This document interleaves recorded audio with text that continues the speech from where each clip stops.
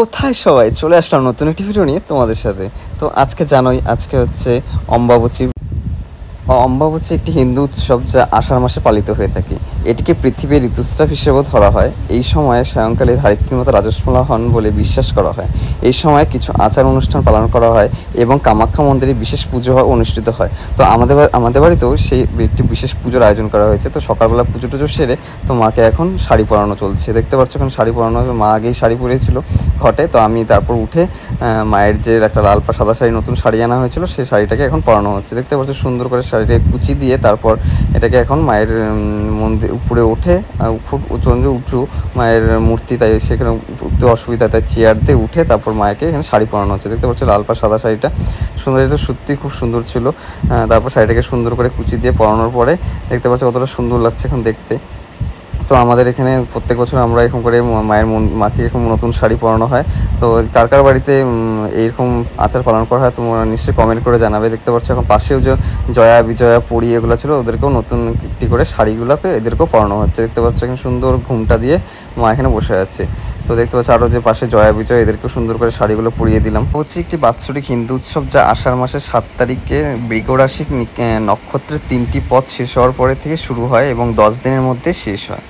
আমরা দেখতে পাচ্ছ এখানে মাকে জয়া বিজয় সবগুলোকে শাড়ি পরে সুন্দর করে শাড়ি পরে শাড়িগুলো পরাতে অনেকক্ষণ টাইম লেগেছিলো।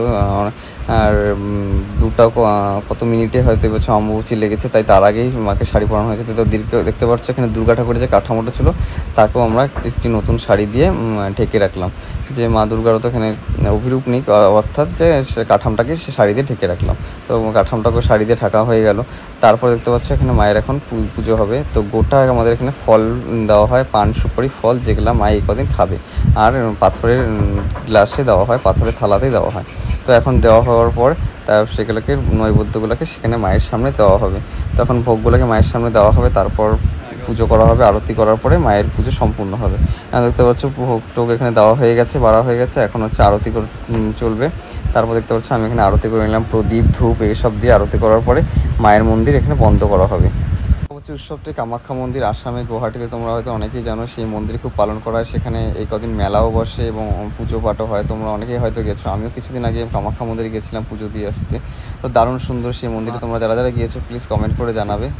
মায়ের এখানে ভোগে দেওয়া হয়েছে 5 রকম ফল, আম, কলা, জাম, তারপরে পান সুপারি এবং জল। সেগুলোকে এবার ঢেকে দেওয়া হয়েছে যে মা যে কদিন এখানে থাকবে, মন্দির বন্ধ থাকবে, সে কদিন নিজে নিজে খেয়ে নেবে। দেখতে পাচ্ছ এখন মন্দির লাল সাদা শাড়িতে এখানে বন্ধ করে দেওয়া হয়েছে। তো আমিও গেটটা এখন বন্ধ করে দিচ্ছি মায়ের। তারপরে গেটের একটা কাপড় দিয়ে ঢেকে দেওয়া হবে। তো মায়ের এখন মন্দির পুরো বন্ধ হয়ে যাচ্ছে। তো এই কদিন পুজো পাঠ বাইরে থেকে হবে। দেখতে পাচ্ছ বাইরে থেকে এখানে মায়ের পুজো পাঠ চলবে। আর এই কদিন মায়ের মন্দির বন্ধ থাকবে। তো আবার বুধবার নাকি বৃহস্পতিবারে হয়তো মায়ের মন্দির আবার খোলা হবে, তখন আবার বিশেষ পুজো করে আবার মায়ের মন্দির খোলা হবে। এই দেখতে পাচ্ছ আমি এখন বাইরে থেকে একটু আরতি করে মাকে প্রণাম জানিয়ে মায়ের মন্দির এখন বন্ধ করে দিলাম। তো দেখতে পাচ্ছ কার কার বাড়িতে এইসব এটা হয়, তো তোমরা নিশ্চয়ই জানবে। আর ভিডিওটা তোমাদের কেমন লাগলো আশা করি নিশ্চয়ই ভালো লাগবে। তো দেখা হচ্ছে নেক্সট ভিডিওতে। চলো টাটা, বাই বাই, জয়। আরও নতুন নতুন ভিডিওর জন্য লাইক কমেন্ট শেয়ার নিশ্চয়ই করো।